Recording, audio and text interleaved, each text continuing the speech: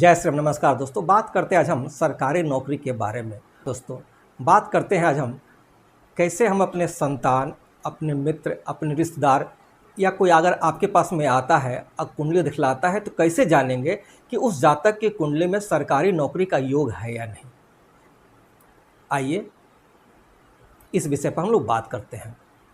जैसा कि आप जानते हैं कि कुंडली में कार्य क्षेत्र दसम भाव को कहते हैं, है ना।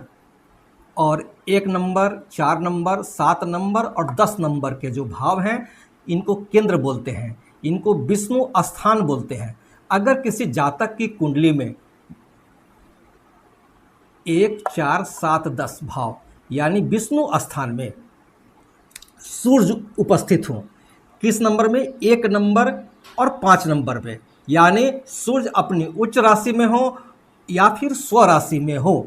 यानी यदि किसी जातक की कुंडली में प्रथम स्थान, चतुर्थ, सप्तम, दसम भाव, केंद्र भाव, विष्णु स्थान में सूर्य, मंगल, गुरु ये ग्रह अपने उच्च में हो, स्वराशि में होकर विराजमान हो तो ऐसे जातकों की सरकारी नौकरी लगने का चांस होता है। अब हम बात करते हैं, मान लीजिए कि यहाँ पे मैंने इसी बना दी, मान लीजिए कि यहाँ पे 1 नंबर लिखा हुआ है या 5 नंबर लिखा हुआ हो और सूर्य यहाँ विराजमान हो। ये किसी भी भाव में हो सकता है, यहाँ भी हो सकता है, यहाँ भी हो सकता है और यहाँ भी हो सकता है। यहाँ कहीं पे भी सूर्य विराजमान हो, 1 नंबर लिखा हुआ हो, 5 नंबर लिखा हुआ हो और वहाँ पे सूर्य हो, सरकारी नौकरी लगने का चांस है। अगर 10 नंबर में उच्च होते हैं 1 नंबर और 8 नंबर स्व राशि है, अगर यहाँ मंगल हो 10 number, 1 number, 8 number, 10 number, 1 number, 8 number, 10, 1 और 8 इन भावों में मंगल हो, विष्णु स्थान में, चतुर्थ केंद्र के स्थानों में सरकारी नौकरी लगने का चांस है। अगर 4 नंबर, 9 नंबर और 12 नंबर लिखा हुआ हो, 4 नंबर, 9 नंबर और 12 नंबर, 4 नंबर, 9 नंबर और 12 नंबर लिखा हुआ हो केंद्र के चारों स्थानों में और वहां पे गुरु विराजमान हो, 4 में कर्क राशि, 9 में धनु राशि, 12 में मीन राशि, है ना। ये राशियों का नाम होते हैं जो यहाँ लिखे हुए होते हैं। अगर इन चारों स्थानों में कहीं पर भी सूर्य, मंगल एवं गुरु उच्च होकर के या स्व राशि होकर के विराजमान होते हैं तो फिर आपके सरकारी नौकरी लगने का चांस है। और अगर यह योग, ये सप्तम भाव बोलते हैं जिसको जाया स्थान बोलते हैं, पत्नी का स्थान बोलते हैं, अगर यह योग सप्तम भाव में बनता हो, यानी सूर्य यहाँ उच्च में या स्व राशि में हो, मंगल यहाँ उच्च या अपनी स्व राशि में हो, गुरु यहाँ उच्च या अपनी स्व राशि में हो, तो ऐसे जातकों का विवाह के उपरांत सरकारी नौकरी लगने का चांस होता है। यानी जब उनका विवाह हो जाएगा तो आप उनकी सरकारी नौकरी लगते हुए देखेंगे। अब हम बात करते हैं आपके कर्म स्थान यानी दसम स्थान में, यहाँ पे सूर्य एवं मंगल हो, सूर्य एवं बृहस्पति हो, बृहस्पति एवं मंगल हो। अगर दसम भाव में सूर्य एवं मंगल की युति हो, सूर्य एवं बृहस्पति की युति हो एवं गुरु एवं मंगल की युति बनी हुई हो तो डेफिनेटली आप कह सकते हैं कि वैसे जातक को सरकारी नौकरी लगेगा ही, अगर दसम भाव में यह योग बना है तो। अब हम बात करते हैं, मंगल यहाँ हो और सूर्य यहाँ हो, मंगल की अष्टम दृष्टि सूर्य पड़ेगी तो भी ये योग सरकारी नौकरी का योग बनता है। अब मान लीजिए सूर्य यहाँ हो और बृहस्पति यहाँ हो तो बृहस्पति की 9वीं दृष्टि पड़ेगी आपके सूर्य पर, सप्तम भाव पे, ये भी एक सरकारी नौकरी का योग है। यानी सूर्य मंगल की युति हो, सूर्य बृहस्पति की युति हो, गुरु मंगल की युति हो और दसम भाव से उसका संबंध बनता हो तो फिर सरकारी नौकरी का 100% योग बनता है। आपका दसम भाव के जो स्वामी हो वो भी मजबूत स्थिति में हो, ये जो ग्रह हैं अच्छे डिग्री वाइज बैठे हुए हों, और अगर ये मैंने जैसे बताया सूर्य 1-5 में हो, मंगल 10-1-8 में हो, गुरु 4-9-12 में हो, तो फिर क्या ही कहने, है ना, बहुत ही अच्छा योग बनता है। अगर किसी जातक की कुंडली में सूर्य एवं बुध की युति हो, छठे,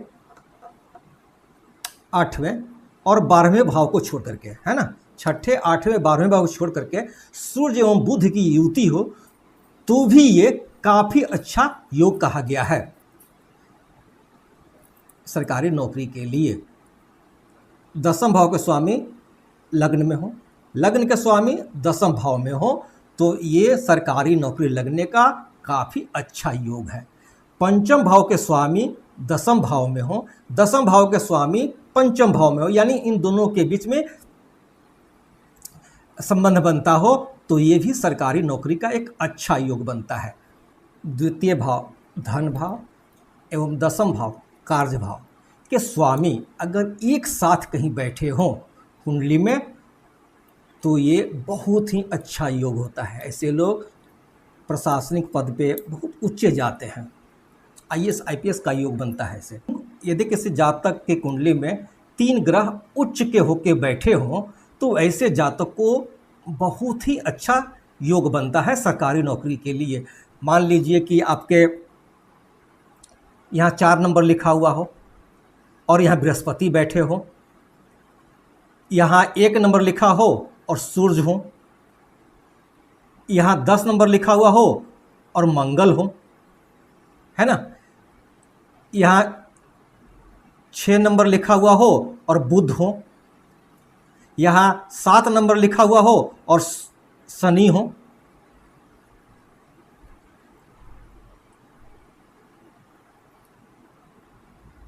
मान लीजिए यहाँ 12 नंबर लिखा हुआ हो और शुक्र हो, तो ऐसे जातक की कुंडली में मतलब कोई भी कम से कम 3 हो, तो ऐसे लोगों को सरकारी नौकरी लगने का चांस होता है।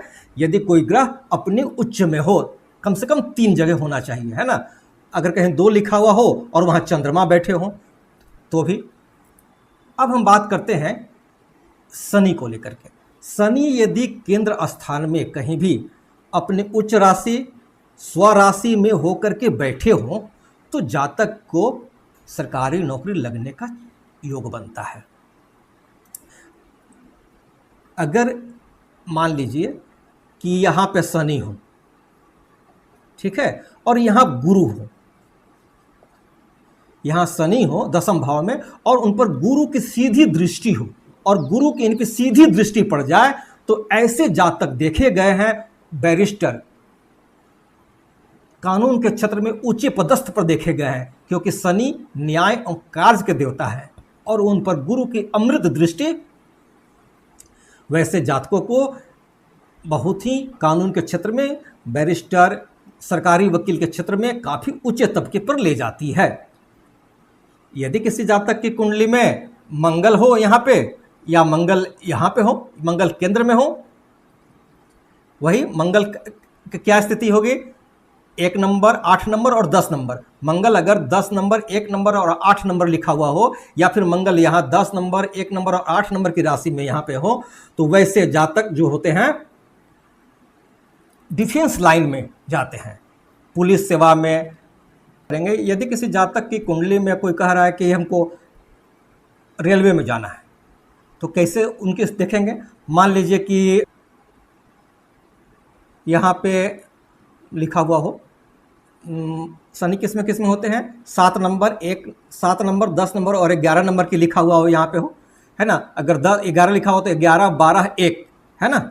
अगर 11 नंबर यहाँ लिखा हुआ रहेगा तो यहाँ 12 होगा और यहाँ 1 होगा। और यहाँ मान लीजिए मंगल बैठे हों, शनि यहाँ हो 11 नंबर की राशि में और मंगल यहाँ पे बैठे हों, तो ऐसे लोग आपके रेलवे में उच्च पद पे चले जाते हैं, रेलवे में नौकरी करते हैं, क्योंकि रेलवे यानी लोहा और लोहा यानी शनि महाराज, है ना। यदि किसी जातक की कुंडली में बुध एवं गुरु की युति हो और ये बैठे हों केंद्र के भावों में बैठे हों या केंद्र त्रिकोण में भी हों, तो ऐसे जातक देखे गए हैं। कंसल्टेंसी का काम करते हैं, बैंकिंग सेक्टर में वित्तीय परामर्श का कार्य करते हैं, सीए का काम करते हैं। अब हम बात करते हैं डॉक्टर्स के लिए। तो यदि किसी जातक की कुंडली में सूर्य, मंगल, राहु, शनि अपनी राशि में हो, उच्च के हो करके षष्ठम भाव, रोग भाव और अष्टम भाव से संबंध बनाते हों, तो वैसे लोग डॉक्टरी के क्षेत्र में अच्छा मुकाम हासिल कर सकते हैं। और ये अगर सर्जन हो तो फिर उसके तो मंगल चाहिए, है ना, क्योंकि जो ब्लड वगैरह के कारक कौन होते हैं? मंगल ही तो होते हैं, है ना। केंद्र के चारों भावों में विष्णु स्थान बोलूँगा, केंद्र स्थान बोलिए। अगर पंच महापुरुष राजयोग बनता है, पंच महापुरुष राजयोग कौन कौन होते हैं? मंगल से रोचक योग बनता है, बृहस्पति से हंस राजयोग बनता है, बुध से भद्र महापुरुष राजयोग बनता है, शुक्र से मालव्य राजयोग बनता है, एवं शनि से सस राजयोग बनता है। कोई भी योग अगर बनता है आपके केंद्र का स्थान में, तो वैसे जातकों को सरकारी नौकरी लगने का संयोग बनता है। मैं ज्योतिष से संबंधित वीडियो बनाता हूं। अगर आपको हमारा वीडियो अच्छा लगे, लाइक करें, शेयर करें एवं सब्सक्राइब करें। सब धन्यवाद।